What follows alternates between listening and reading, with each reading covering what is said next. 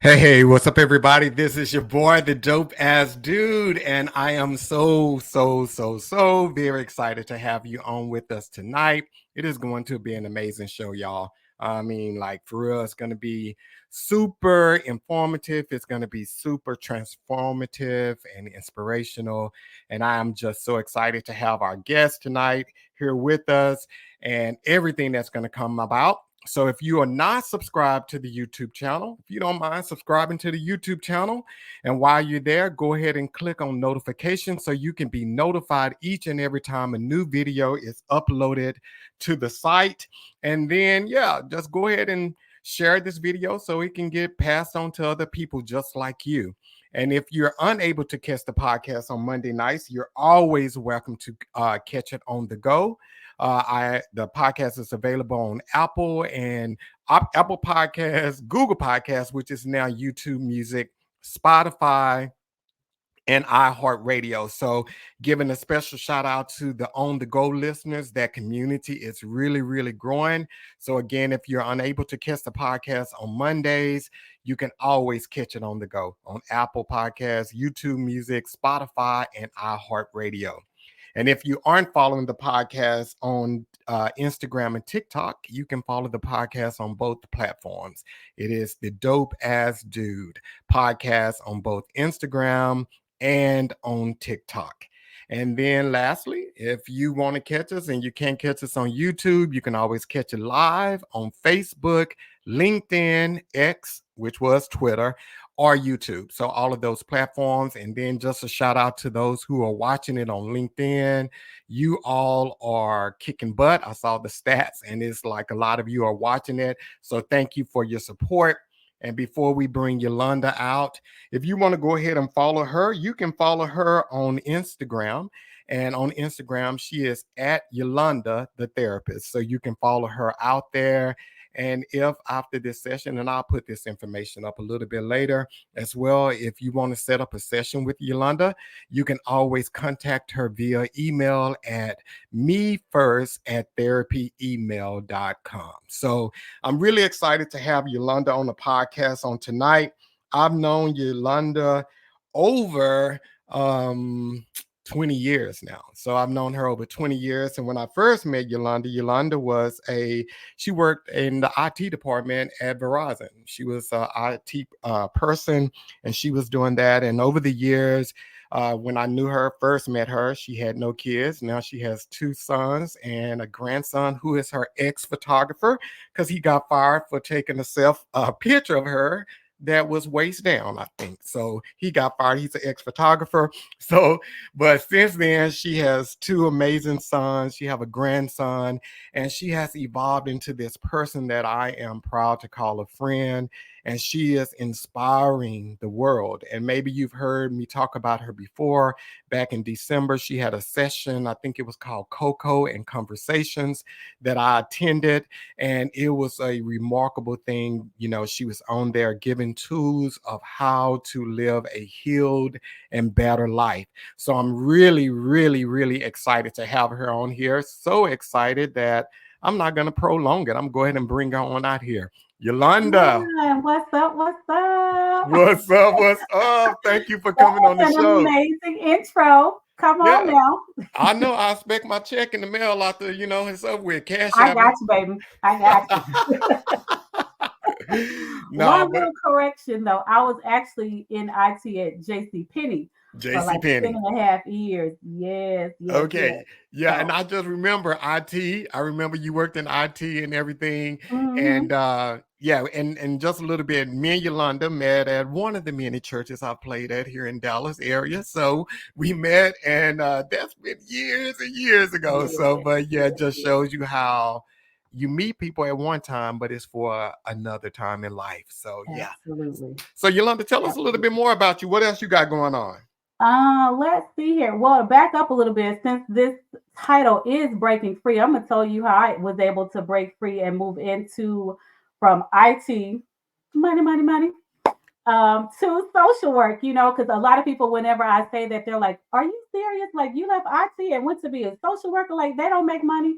Baby, yes, I do. So we changing that whole narrative about social workers don't make money because yeah, I do. But I will say it was a challenge for me to try and figure out, girl, now how you gonna shift from IT? Now it was a bump to go down to social work, like making half of what I was making at JC Penney.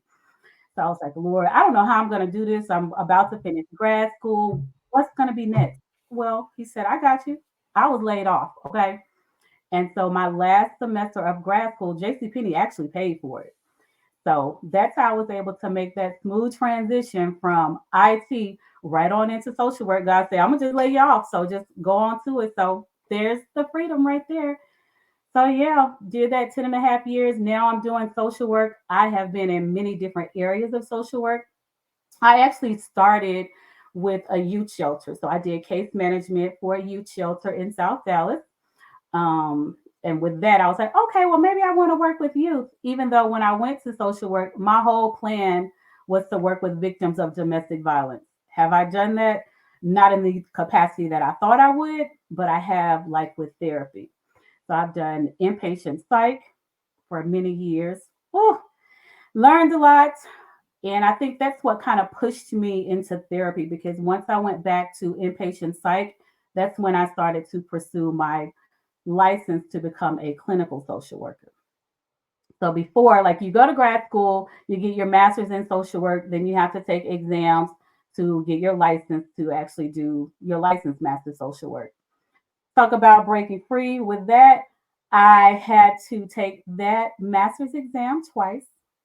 The first time that I took it, I was actually going through a separation. So mentally, I was not there. It didn't matter how hard I tried to concentrate and study. I just could not focus on passing that exam for anything. And of course, what happens? That self doubt steps in. Well, maybe I'm really not supposed to be a social worker. Maybe I need to go back to IT. But guess what? I used like all the pain that I went through with that to go right on and dive down and study real hard to pass that master's exam. I was sitting at football practice because I had, well, how old was Caleb? I can't remember how old he was at the time, but baby, 4 days out of the week, I was at the football field. I'm sitting out there with my book, baby. I'm studying. The other moms knew Yolanda's trying to get her master's in social work, so she's studying for her exam. We're praying for you, girl. And so, honey, when I passed it, that team, they celebrated me. And I was like, oh, yes. Okay, Jesus. Yes. So that was master's.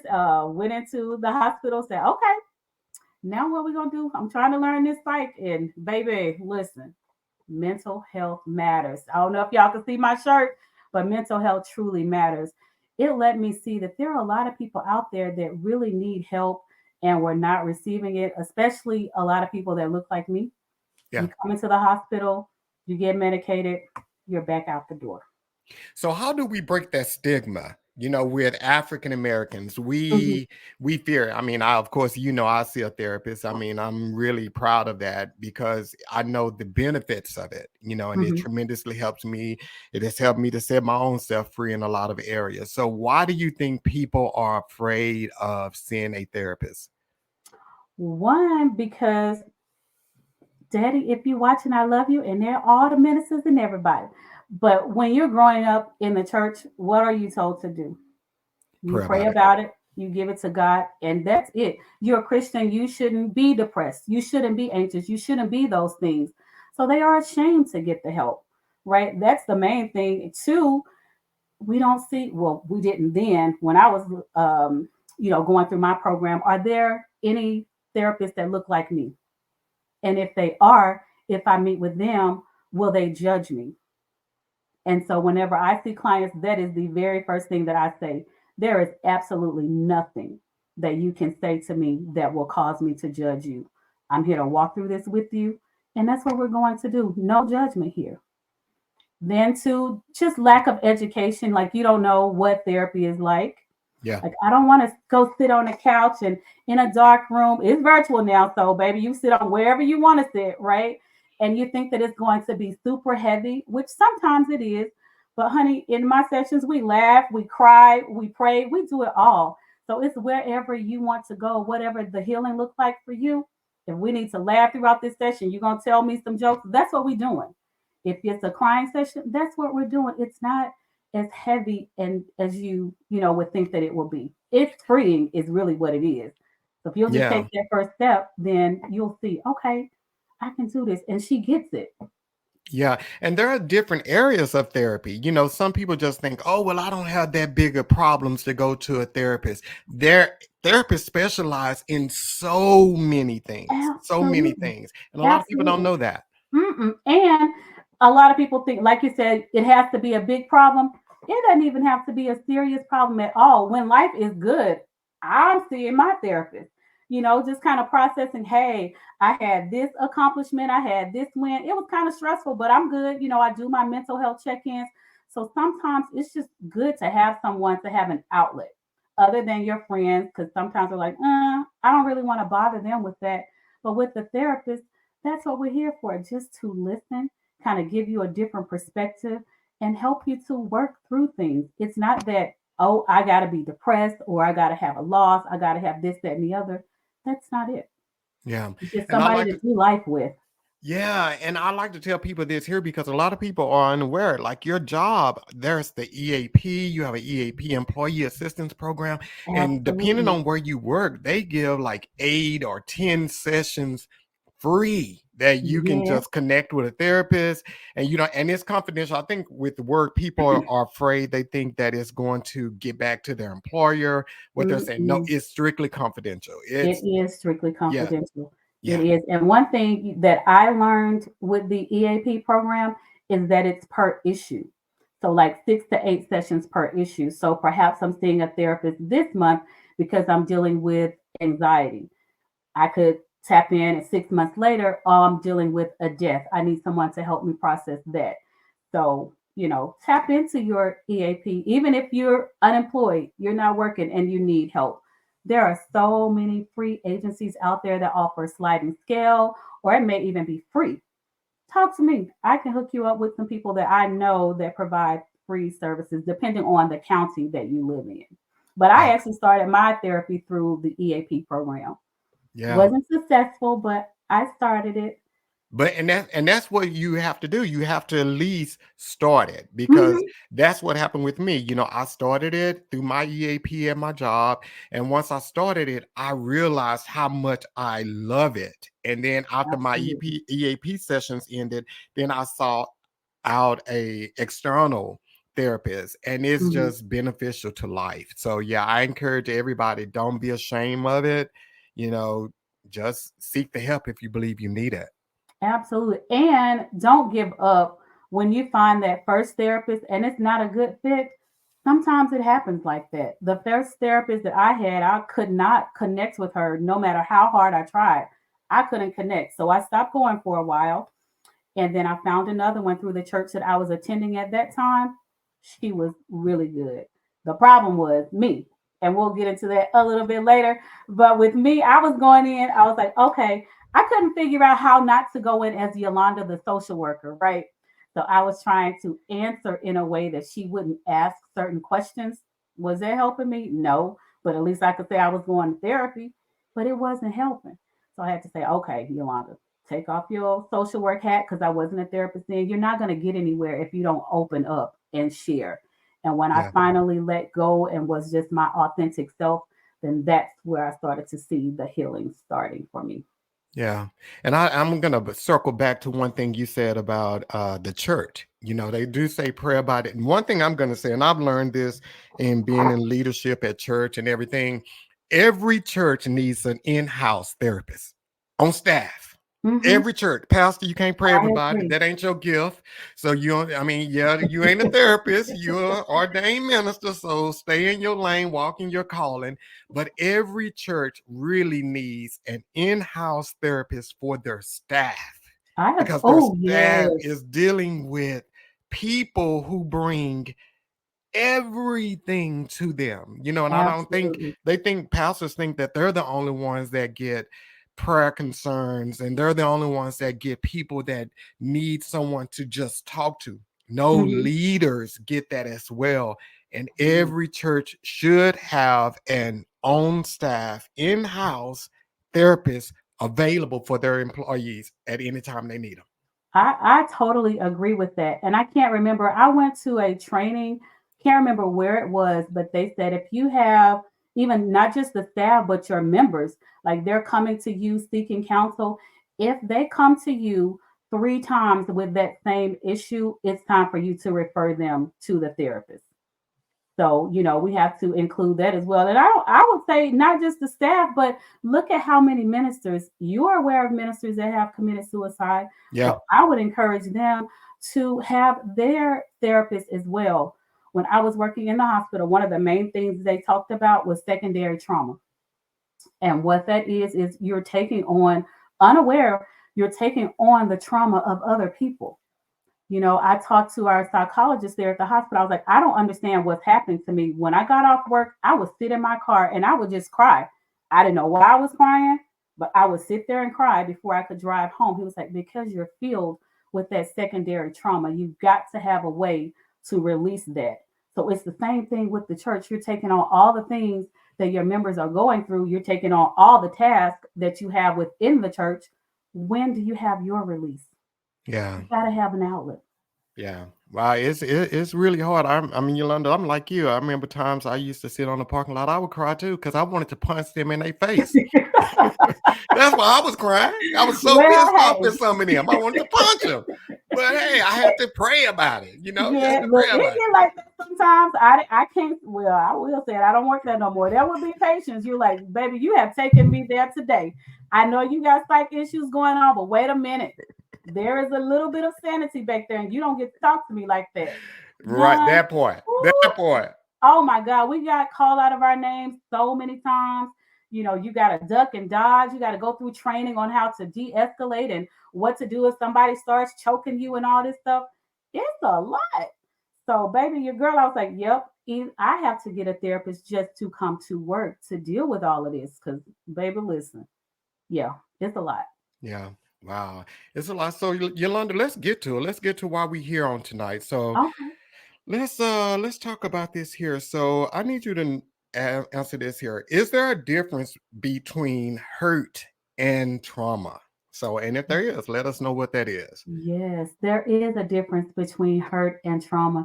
I was, I'm going to actually say, like, there's a difference between painful moments that causes hurt versus trauma. So with hurt, I'm going to say again, it's painful moments that we're able to kind of process through and kind of work through and move on. For example, you made me mad on my job today. I really don't want to come back tomorrow because you hurt my feelings with something that you said. But, at the end of the day, I know that we are all human and I'm going to give you a pass. Why did this cause me to feel this way? And I work through that. With trauma, it's a little bit more lasting. There's a situation or something that has happened that now has a long term effect on you, a negative long term effect on you. It can affect you mentally, psychologically, emotionally. It can affect you in so many different ways. So basically, the hurt, it kind of lasts for a shorter period, but with trauma, that's for a long period. It could be years later and I'm still feeling the effect of something that may have happened to me, a traumatic experience. Something's going to trigger that pain for me in a negative way. Yeah, and the thing is, I think like in the world today, we hear the word trauma so much.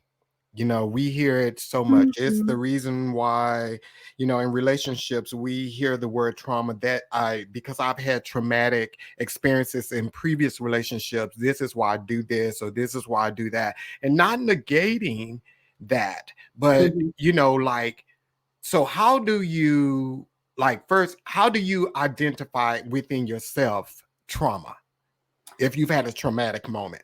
Yes.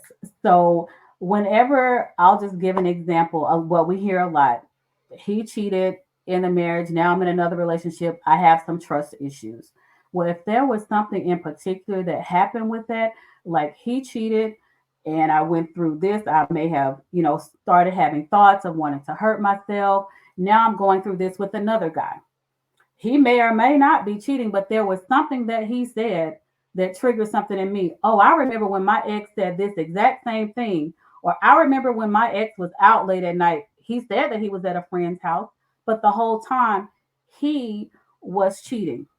To me, that could be a traumatic experience. It's bringing up that past hurt that you thought that you had dealt with, but you really had not, because now it's giving me negative effects on my current relationship. I can't even move forward in the future because now I'm still hanging on to that traumatic experience that I went through.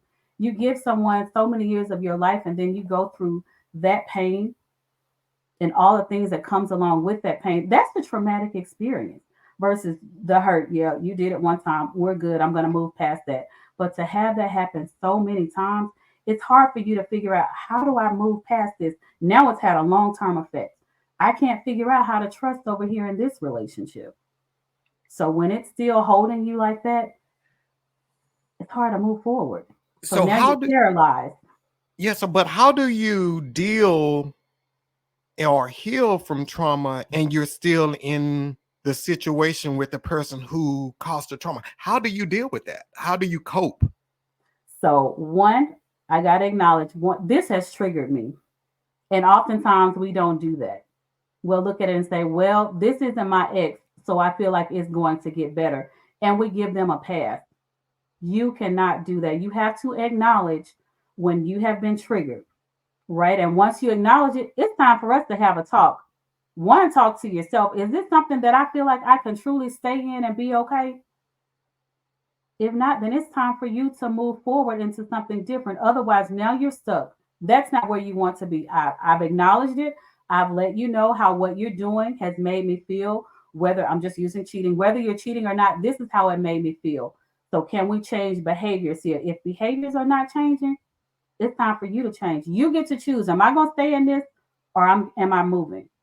What choice will you make?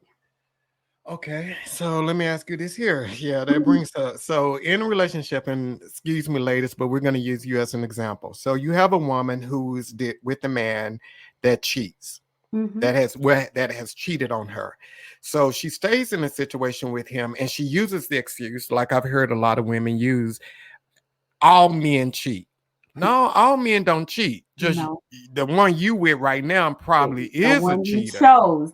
Yeah, the one you chose, he's a cheater. So a lot of women have been cheated on so many times they don't even or realize that they are in a traumatic situation. So like again, how do you identify trauma? At some point, you got, I've been told it so many times, like, I'm talking to you, we're friends, we're going over this over and over again. Yolanda, you know he's cheating. This is the same pattern that you've been through before. Sometimes it takes someone to call you out on it. Like I was told, hey, the question for you is, why do you keep allowing this? You know that it happens, so you have to become aware. Somebody, if you can't see it for yourself, my prayer is that somebody in your circle will be bold enough to point that out. And when they do, you sit and self-reflect, like, is this really what's happening? Sometimes we can't see it because we're in it. Sometimes it may take someone else pointing it out. Example, like I stated, it happened to me. Somebody had to point it out. But when they ask that one question, but why are you allowing it? That's when I really sat and said, you know what? I'm the issue right here because I'm still sitting here. I know what's happening. So what you gonna do about it? Then it's time to move. Have you acknowledged it? You know it. I'm not gonna say you don't know it's a pattern. You can see that. You know that you're unhappy, right? You know that you're going from day to day, depressed. You know why? You're anxious when you're around them. You know why? But you don't want to leave because you're comfortable. So you have to get uncomfortable and deal with the pain. Yes, it's gonna hurt for me to leave, but you have to deal with that. Okay, so and I liked how you said you have to sit in it a little bit.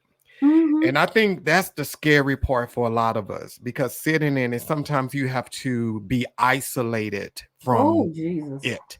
You have to be Yes. isolated from it. So sitting in it means that sometimes it does mean that you have to sit in the truth of what's going on in your life. So And you and don't that want to acknowledge that truth. It's yeah, you hard. don't want to acknowledge that. That's hard to do, Yolanda. So what Yes. advice do you have for someone who is in these type of situations and they think they want to get out of it because Hmm. and the reason I'm saying they think they want to get out of it is Uh-huh. because a lot of times we'll say, oh yeah, well, I deserve better. I'm gonna move on. I want to move on, but we want to keep the benefits of that relationship, And whether it's sometimes the they don't. car, Look. the house, the money, the clothes, the Mm-hmm. sex, whatever it may be. They want to keep the benefit of it. So how, yeah, like sitting in it is scary when It you is have very to. scary. So what do you say to But somebody? I'm gonna go to, and I skipped all over this. The title of my practice is Me First. But when you're sitting in it, at some point you have to decide, will there ever be a time when I put me first? Am I going to stay in this because I'm comfortable? And what did they say? Stay with the devil, you know?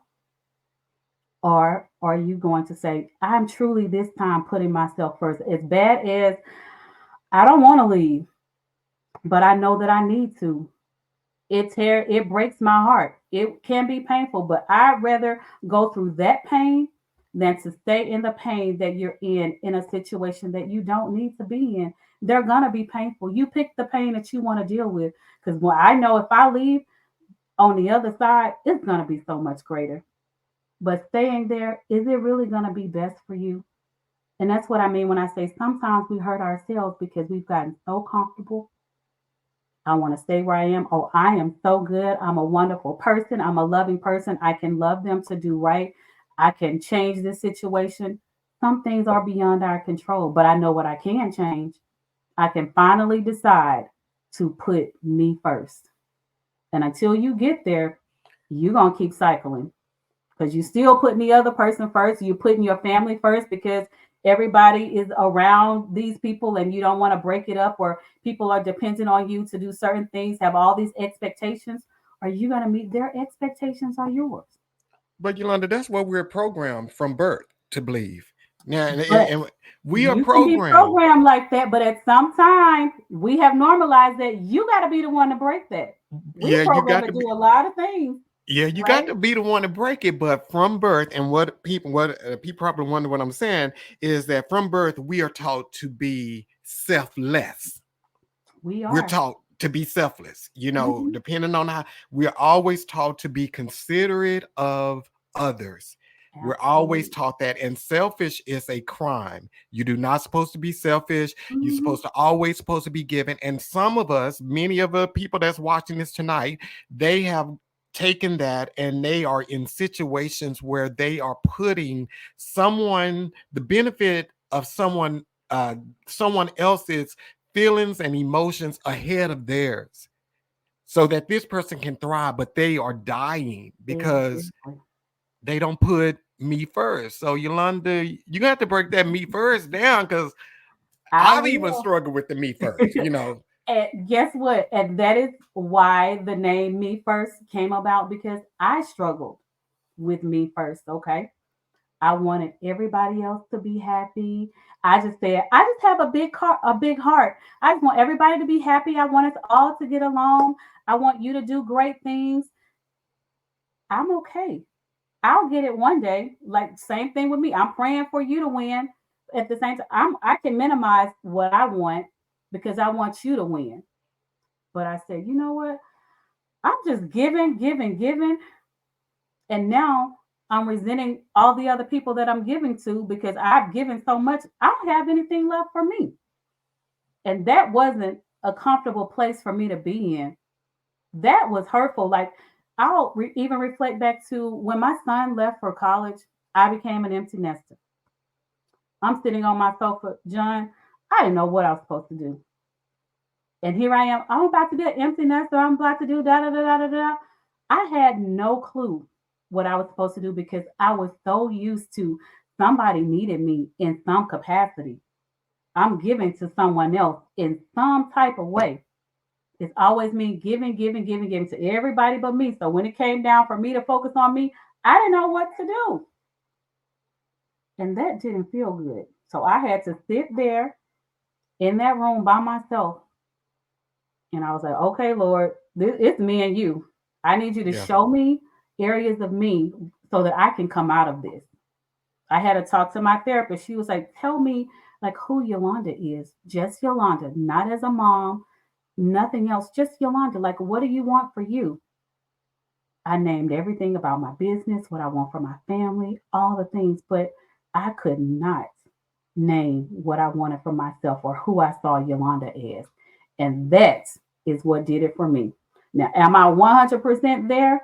Absolutely not. But am I much, much farther than I was? Yes. But I had to sit there and be uncomfortable. Start journaling, writing things down as things were revealed to me because it was in the stillness that I was able to see. Like, okay, wow, this is you now. And I even told my sons, like, this hurts. Like, y'all act like y'all don't need me. And I was like, well, that's not it, mom. We're just older and my son has his family. He's taking care of his family. My son is in college, developing his new identity. No partner. So what, baby? I said, okay, Yolanda, sit on up and let's get to work. What we doing here? Going to call that therapist. More sessions, please. And see, for me, because everybody always think that I'm like this hardcore dude. I just make decisions and Mhm. I move on, and that's like the furthest thing from me. So I have like Uh-huh. these enormous heart, but I am at a selfish stage of my life. I'm at a very selfish stage of my life. And for everybody that's out there listening, one of the first steps that I had to do when I got to this me first stage is telling people no. Mhm. That was the first step, telling As people no, hard as it because I is, used to I you used gotta to say go to no. events and things I didn't want to go, but I would go because I wanted this person to be happy. I wanted to show Mhm. them my support. I wanted to do all of it. And the whole time I'm there, I'm thinking, hey, I could be at home. I don't really want to be here. So Yeah. now I may not have nothing to do. Well, I have a little quote I tell people this here. Because they be like, most times I'm always the first person to leave. Always the first person to Mhm. leave an event. And people always like, well, John, where you going? You ain't got nothing to do. I tell them, hey, I ain't got nothing to do, but I'm not going to stand here and do nothing with you. So, I get it. I get it. But look at me, like I'm the social butterfly. I was at all the things. One, because I really wanted to be, and two, just the busyness. Because I don't have to deal with me if I'm out doing everything else. But once I hit that, sit down, Yolanda, sit down. Yolanda, people think I'm out. I'm right sitting on that sofa in that corner, got my music going, or I'm watching a movie, I'm having a beverage, and yeah, I'm sitting down and really focusing more on me. But like you stated, you have to be selfish. And for me, that was a struggle. Like I wasn't used to that. And so when I started to do it, you're gonna be told, why are you acting funny? I'm not. I'm just working on me. You different. I know. I can't. A lot of times you can't explain it. Just say I'm working on me. I can't explain what's happening over here. You don't have to give an excuse. yeah, It's just me first. yeah. I need And this for me. LaDonna said, it is hard to figure out who you are after everything to everyone else. That is so true. But the Hmm. great thing about that, and I always tell you and I have had these conversations, is in those moments when you have those, you really have to change your perspective for where you are in life. Most Yeah. of us, most times we look at it as a void or a loss in our life. But in those moments, if you only look at it as a blank canvas for you to Hmm. now paint whatever life you want to paint, Yes. empty room for you to furnish it, because what we look at as a loss most time is a gain to us. Hmm. You just have to change your perspective and change your viewpoint of how you see things and see it as a gift. See it Yeah. as a gift and start giving to yourself. If you want to give to somebody, this is a great opportunity to give back to yourself. Absolutely. Absolutely. And I know that easier said than done, especially when you have a loss and you had that partner or you had that child or whoever it is that you may have lost. Like I have someone now, like, what do I do now that I no longer have my son? I don't know what life is supposed to look like after grief. And like you stated, this is an opportunity for me to sit. I'm going to process that grief, but what do I want life to look like? What are those things that I have always wanted to do, but I was not able to? Now is your opportunity to do that through the pain, through the grief, through the loss, through all of that. Yeah. What do you truly want? And you got Yeah. to sit down and be still to figure that out instead of trying to figure out what's the next thing that I can do.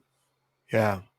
And Pat said, all men don't cheat. Thanks, Pat, for standing up for us. Yeah, Come thank you, on, all Pat. men don't cheat and all women don't cheat either. Yeah, well, we ain't talking about y'all right now. Y'all Well, ain't I'm got gonna, the I'm bad. gonna give it up for the women because it's Women's Month. So here we go. Oh my God. Oh my God. So let's Yes, see what yes, else we got yes. here. Frenchie said, I have learned to be selfish with time without Ooh, apology and without explanation. Yes, Frenchie, that's what I'm talking about. yes, Lord. Yes, Lord. It's the time for me, honey, because we give up so much of our time for things that, like you stated, don't even matter. Either I'm gonna waste my time over here doing nothing with you, or I'm gonna be at home in my peaceful environment, or I'm gonna take myself out to lunch and dinner like John. I'm gonna take time for me, honey, and I don't have to tell you why. It's just I'm not available today. Thank you for considering and keep it moving. But And then that's you true. see her TikTok video of her out having drinks. Can do. Real life Okay. makes you happy. So we got it is very hard when you are used to putting everyone else first. So Yes. true. And again, like I said, a lot of that comes from our upbringing. We Mm-hmm. are taught, and then as, at another level to this here. So a lot of that, again, we are taught to be selfless, to always give to others and put our needs and our desires behind that. Yes. And then for Mm-hmm. women, some depending on the area that you grew up in, the family you grew up in, women are taught to be submissive to men, and being submissive, sometimes people perceive that as putting this person before you as well, putting Mm-hmm. their needs and their desires before you. And no, they ain't, yeah, no, Or your needs don't matter at all. at all, at all. And that is not it. That is farthest from the truth. But Furthest yeah, from the it's truth. hard. I get it. Like we say all the time, you have to give yourself grace. I know that it is not easy putting yourself first when you have been used to, doing it the other way for so long. But I'm a witness that it's possible. Give yourself grace and know it doesn't happen overnight. Okay, so here we go. Jerry, what up? Jerry was the guest from last week. So if you guys haven't checked out last week's episode, Jerry Thompson was the guest from last week. This guy is extraordinary, has a brilliant mind. So let's see what he says. How do Yes. you maintain relationship with people who use their trauma as a crutch Oh, and child. expect others to continually acknowledge their past pain? Yeah. How do you deal with that, Mm. Yolanda? My Lord, my Lord, my Lord, honey. First, you got to decide, is this something that I can handle and take on? I am working with someone on that right now. I said, listen, this is someone that you have said you want to spend the rest of your life with.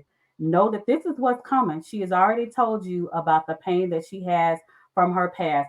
Is this something that you can be patient with? I hope that this person is working through it. Can you be patient as they're working through this? And he was like, I mean, I can try like every little thing. I won't say every little thing, but there are several things that have been done that have been triggering. And now you're like, okay, you're on edge because now I don't know if what to say now because it may be a trigger for them because she's keeps saying, but that hurt me in this way because I dealt with this in the past. I have trauma from XYZ. Do you have the capacity to handle that? And not all of us do. And you have to acknowledge that you don't because what's going to happen is you're going to stay in that.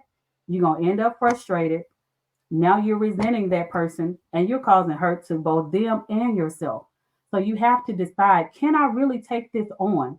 And it's not a bad thing if you can't. Acknowledge that I know that you've been hurt. I get the trauma is truly real, but I don't know if I'm going to be the one that's going to be able to have the capacity to work with you to be with you as you work through it. Sometimes you just can't. And that's a real thing. Sometimes you can't. Yeah, and that's another me first moment as well. Absolutely. That's another Absolutely. me first moment because and then I love the way you broke down the secondary trauma earlier Mhm. because a lot of times when we are dealing with people who use their trauma as a crutch, every time they call, they are dumping their their experiences, their Hmm. feelings at that moment on you. And Absolutely. you will be wondering why you're no longer feeling good about life Hmm. and all of that because you're taking on their problems as Yeah. your problems. Yeah. Absolutely. Yeah. That's why I say, do you have the capacity to handle it? And if you want to try and fight through it, then you have to ask that person, well, what can I do to support you when you're going through this? Because I need to know exactly what to do. Otherwise, I'm on eggshell. So you got to know when you're having this moment, what is it that you need from me? That's if you are willing to stay. Find out But exactly what can I do. but what do you do with people that you are connected with? Like you're married to them and you live in the house with them. Baby, y'all gonna have to go to some couples counseling. But I'm really being serious. And a lot of times that does not happen. But sometimes that is true. It is your spouse. And you again, you said you in this for life, but can I really I'm trying my best. But now our marriage is failing because I don't know what to do. I don't know how to help you. And then you shutting down over here. You're not talking anymore. Now we're isolating. We're doing separate things because we don't know how to work through this. Are we really committed to it? Do you want me to help you through this? Do you even want to move past this trauma? First of all, do you want help in this area or do you want to be stuck? Do you feel like you can't deal with it? Yeah. Okay. So before we go into the healing part of it, so let me ask you this question here. Are Hmm. there questions like, say, for instance, if you are dating someone and the relationship is moving to the next level, are there questions? Do you think there are questions that each person should ask the other person about their past? Like, are there certain things they need to ask before they move on? I mean, I would. First thing I'm asking, what? Tell me about your childhood. What was it like with your upbringing? Because that's going to, if I don't have children, that's going to determine how we're going to raise our children together, right? I want to know. You have history of any type of abuse? I'm asking all the things. Yes, cash or cash money, but you have to have these conversations before I'm saying I do, right? Tell me, what did you work through that? Do you feel like there's areas that you still need to work on with that? Because you got to know what you're getting into. Once, like I stated before, do you have the capacity to handle that? So ask all the things. History of trauma. What was your childhood like? Any bad breakups? Anything that you feel like could affect our relationship going forward? It could be, hey, I was in a relationship where my opinion didn't matter. So I struggle with communication. Is that something that you can be patient with me as I work through that? I want to be open and honest with you, but that's just not my past, you know? So am I willing to do that? And then, yes, okay, well, let's do it. You got to ask all the things. What was your hurt like? What do you feel like you still need to work through? Yeah. Yeah, yeah, yeah. And with that whole childhood thing, and you and I touched a little bit on this here, how what was your upbringing? Depending on where what household you was brought up in, there are different styles of Mm-hmm. you know raising a child. Like nowadays, if a kid got whipped the way I got whipped as a kid, they parents would be in prison, right? Not just jail, prison. They would be in prison serving Yes, 3 to 5 for child abuse. Yeah, it's like, but for me, that was like for real. It was just one of those things that it happened in life, and I yes. did something wrong. This is what how I viewed it. I did something wrong, and hey, my parents they just towed my butt up and moved on, and I know not to Yes, do it the next time. But absolutely. sometimes when people hear those experiences, they're like, "Oh my God, I can't believe you went through that!" And like, how did you survive that? Survive it? It's like, Yes, honey. but Discipline, honey. We don't what if spare you the got rod. spanked? What if one person got spanked or time out, and this person, it's like it's difference in childhoods and uprearing and all that kind of stuff. It is. And that is why it's very important to have, especially that conversation early on, because there are some people like that are having some marriage difficulties now because you discipline different. Like I spank, you see that as abuse. I want to talk, but talking, okay, now they disrespecting you, they doing all kinds of things. Just is that what we're doing? I'm not raising a disrespectful child. And what we say, I'm not sparing the rod. I'm gonna tap you. There's gonna be some type of consequence for your behavior. We ain't beating our kids now, right? But yeah, you got to have that conversation up front because you got two different, like you stated, upbringings. One, time out. The other one, I'm gonna pop you and you're gonna get over there and sit down and you don't know, you know not to move. Or for my mama, baby, if she gave us a look, we knew to sit down and be still. But now you don't see that all the time. Yeah. Yeah. So Tamika said, you got to tell them folks to cast their cares upon the Lord because you aren't God. That is so true. Amen, honey. So true. Give it to the one who can handle it. And then Yes, Angelica said, Amen. You must ask, do I have the mental capacity to handle this? Yes. yes. Yes. And that's just not like with, intimate relationships. That's with family as well. That's with friends as well. You stated, you get invited to all of these things. I want to, but baby, today I don't have the mental capacity for it. When I log off to work, I can have planned for happy hour or whatever. I can't today. I just don't have the capacity for it. I know we plan for this, but I can't. And that's okay. Don't feel like, oh, I got to do it or she's going to be mad or we might not be friends anymore. Me first, honey, and I don't have it today. Yeah, yeah, yeah, yeah. And not plugging Jerry, but I got to plug this, brother. So if everybody that's out there, it's a Hmm. book, The Principles of the Live Free Lifestyle. Principles of Yes, the Live Free Lifestyle. I've read this book. It is amazing. Jerry Thompson wrote it. So go on Amazon if you want to, because the book is amazing. It'll help you live a freer life. It's amazing. So let's see absolutely. here. And that's what we Tamika. want to do is break free. Yes, sir. Yes, ma'am. So Tamika wrote, to the point of others putting their burdens on you, you have to drop them as soon as they cast those burdens, problems upon you, or do what I tell them. I gotta go because I can't handle your problem. Tamika, I love you, honey. I can't handle it today. Tamika, I'll meet you on the Ooh, parking lot. That's what I tell you. You can't handle my problem. Okay, you got one now. So now I'm just playing. So oh, and then goodness. yes, I need those ACE scores. Okay, cool, cool. So And that's Yolanda, let's a test, for getting your history, like your family history, your upbringing. nice, nice, nice. Hmm. So let's go to how can healing the wounds. Let's talk about that, healing the wounds of trauma and all of that, because we, coming to an end here. How do you start healing process, and then not just from traumatic Hmm. but But just just wounds in how do general. you heal from things? Right. And so I'm always going to start with one, we have to acknowledge that there is some healing that has to take place. You have to become self aware of there is something that is just not right. And I was there. I knew something was off, but I couldn't figure out what it was. So once I said, okay, something is off, let me try to sit and figure out what this is. So I sought help and we dug into, okay, what's different, what changed, and we're going to go all the way back and figure out what it is, that's bothering you. So acknowledge it, seek help. Maybe it's from a therapist, maybe it's from your closest community, your circle, because you have to have someone there that can be that mirror for you.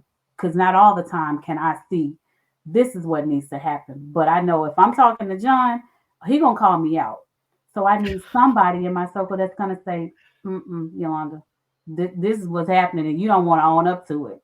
And all I can do is say, if I'm ready to heal, you're right, and I'm gonna start to work through it. I'm gonna journal. I'm gonna do, develop some more coping skills to kind of work through this while I'm trying to heal. I need to do something so that I'm just not stuck. I say, yeah, we need to sit with our feelings, but not to the point to where now I'm on my couch and I can't get up. Right? Yeah, this hurts, but I know I still have to live. So I'm getting in this gym. I'm going for walks. I'm journaling. I'm not isolating myself because we're quick to do that. We'll isolate because we don't want anybody to see I really don't have it all together. You think that I do, but I'm not as strong as you make me to be. And own that, especially when you're that strong friend, you have to sometimes say, I know that you expected me to be strong today, but I don't have it.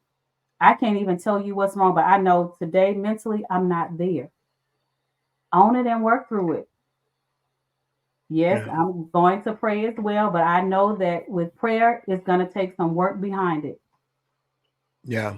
And I think, you know, and I love how you said acknowledge it, because that is, and I think people, we we're trying to find distractions, whether it's Mhm, alcohol, partying, hanging out with friends all the mhm. time, drugs, rebound relationships, whatever the Yeah, case may be.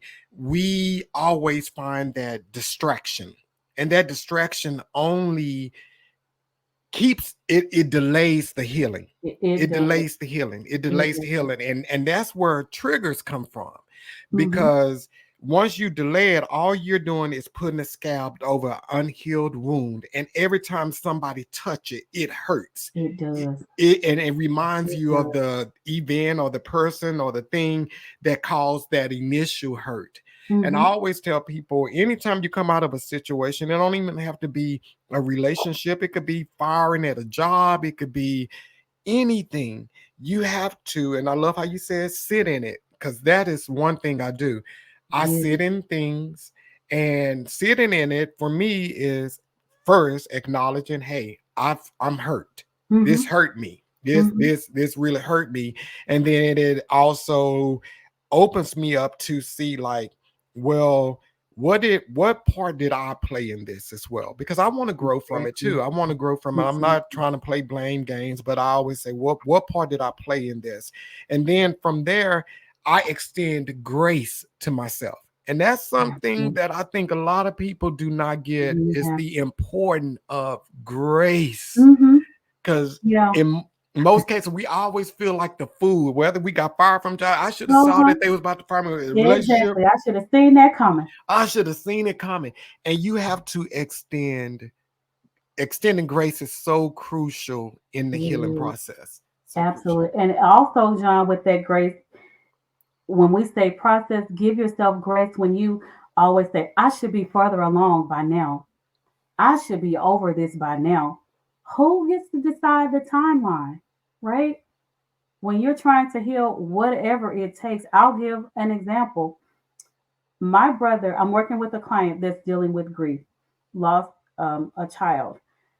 I could not lost a child, but lost a brother. This is over 20, almost 20 years ago. I'm thinking that I'm good. I've healed from that. And I said, you know what? This is kind of bringing up something in me. Maybe I need to tap back into that. So I, one, acknowledged it. And I said, you know what? If I'm going to challenge my client to do something, guess what? I'm that therapist that I'm going to do it along with you. So for the first time in almost 20 years, I visited my brother's grave. Did that feel good? Absolutely not. It felt like the day that it happened. And I was trying to remember events from that day. Like I remember going to the cemetery. I don't know what happened after I went to the cemetery the day of the funeral. I had suppressed all of that. But what I had to do was sit with my therapist and say, this pain, like this is for real. Like I realized that I never really just processed that. And she told me, we've been seeing each other for over a year. You've never brought that up. This is why XYZ is happening in your life. So when you feel that pain and you acknowledge it, you got to tap into it, feel all the feels, break down as much as you need to, because that was when I really broke down. I realized that I cried when he passed away, but to really break down, like I got back to Texas and I kind of lost it a little bit. But I said I had to go through that Yeah. in order to now finally heal from it. So, yes, it will be painful, whether it's a loss of a loved one, loss of a relationship, loss of a job, whatever that loss is.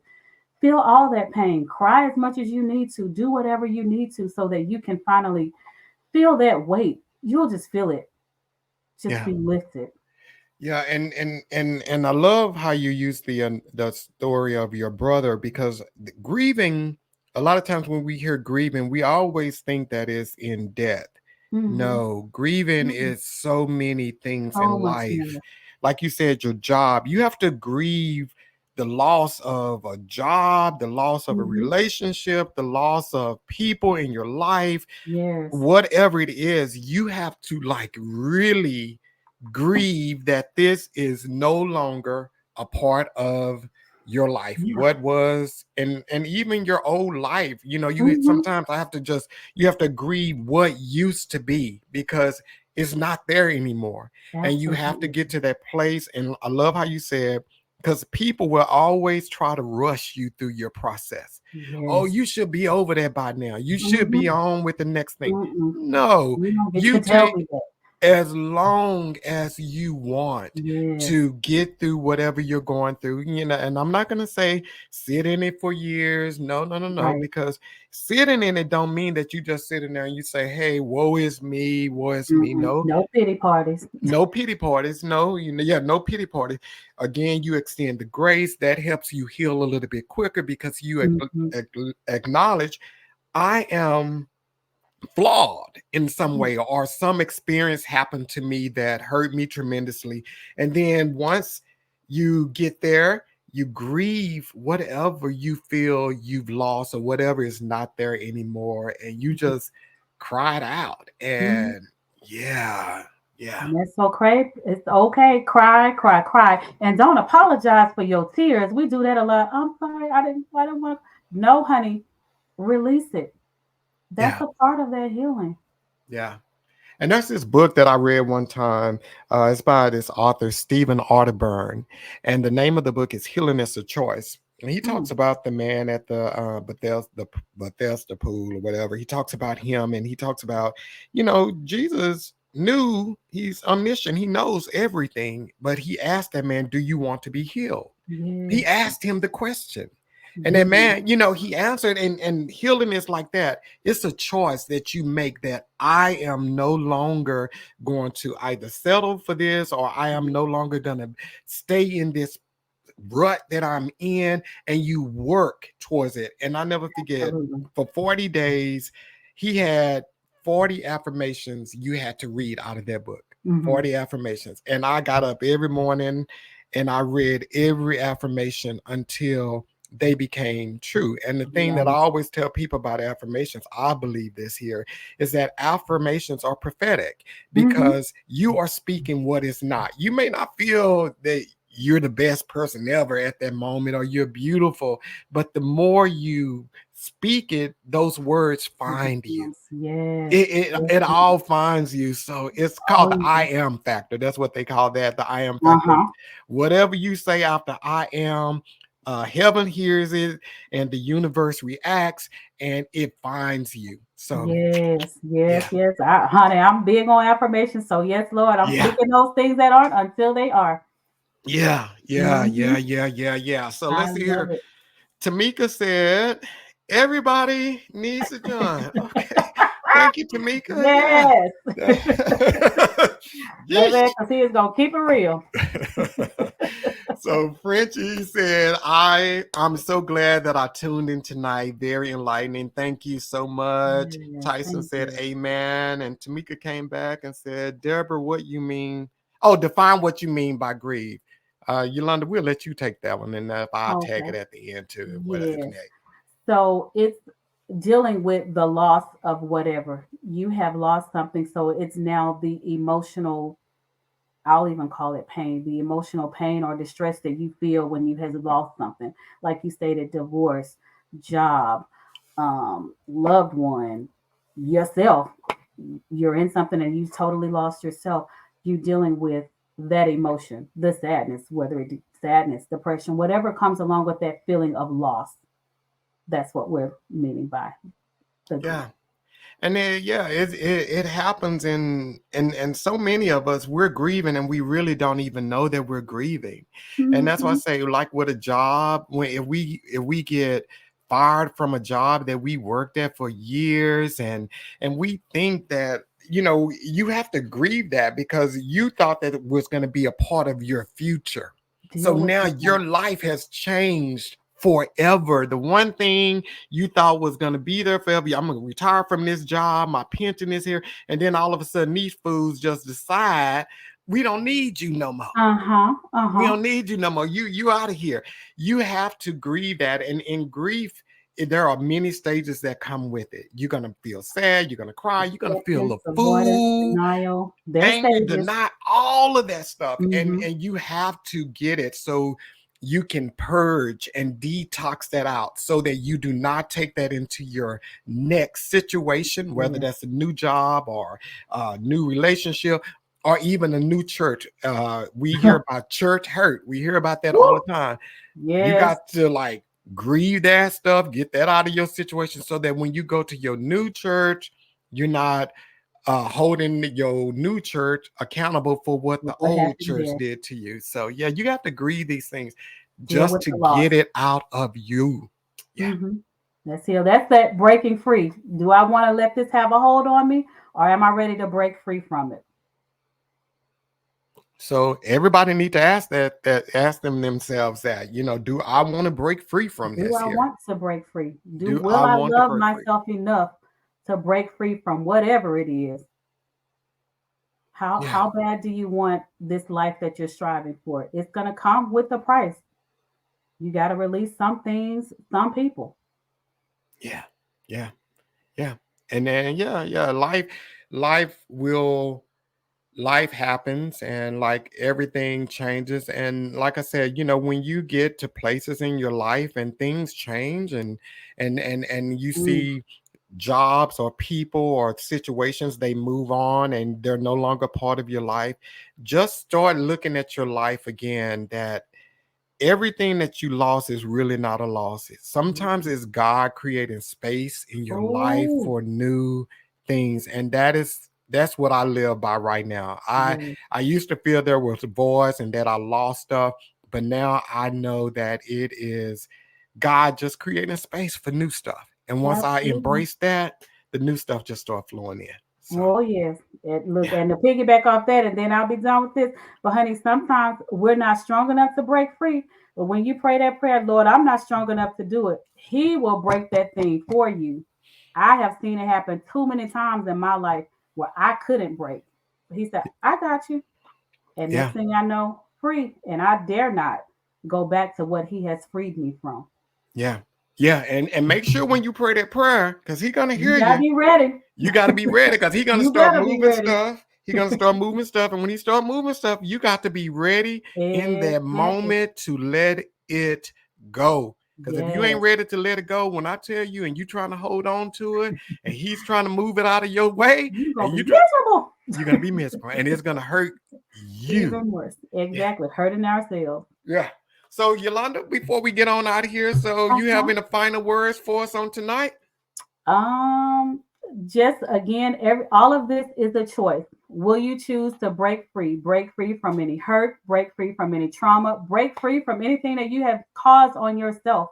Will you love yourself enough to finally break free? Because there is so much greater that's waiting. Yeah, that's what I love to hear. It's so much greater. So Yes. again, if you please go out, follow Yolanda on Instagram. She is Yolanda the therapist on Instagram. Go out and follow her. And then if you want to, get a session with Yolanda, you can contact her at me first at therapyemail.com. She does virtual sessions, so you don't have to go in. You can do it right there in the privacy of your own From home. your home. And then if you don't even feel comfortable calling Yolanda, take it from someone who knows the benefits of EAP.